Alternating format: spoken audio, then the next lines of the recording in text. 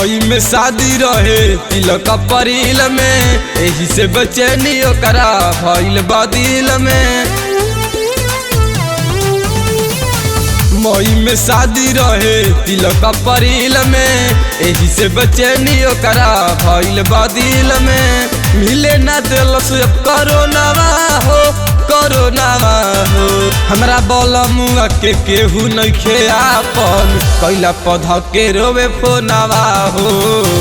हमरा बलमुआ के केहू नइखे आपन, कैला पौधा के रोवे फोनावा हो।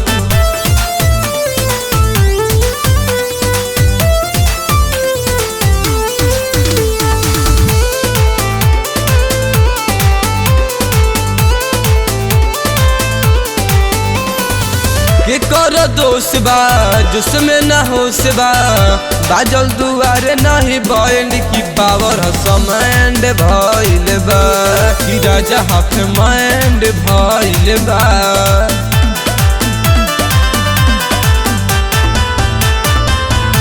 कर दोष बा जिसमें न होश बा, बाजल दुआरे नहीं बैंड की पावर समैंड भइल बा, कि राजा हाफ माइंड भइल बा। औरल दाल में पुरानावा हो, पुरानावा हो। हमरा बलमुआ के केहू नइखे आपन, कैला पौधा के रोवे फोनावा हो। हमरा बलमुआ के केहू नइखे आपन, कैला पौधा के रोवे फोनावा हो।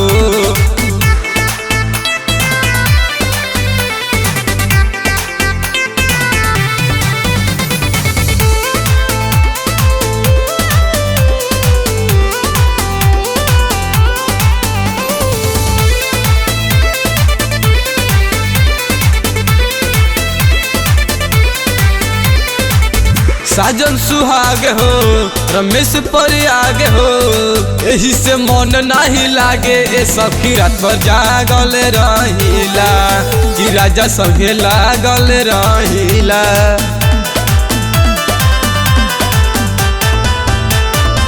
साजन सुहाग हो, रमेश पर आगे हो, एही से मन नहीं लागे। ए सखी रात जागल रहिला, कि राजा संगे लागल रहिला।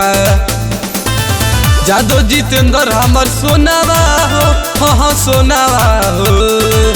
हमरा बलमुआ के केहू नइखे आपन, कैला पौधा के रोवे फोनावा हो।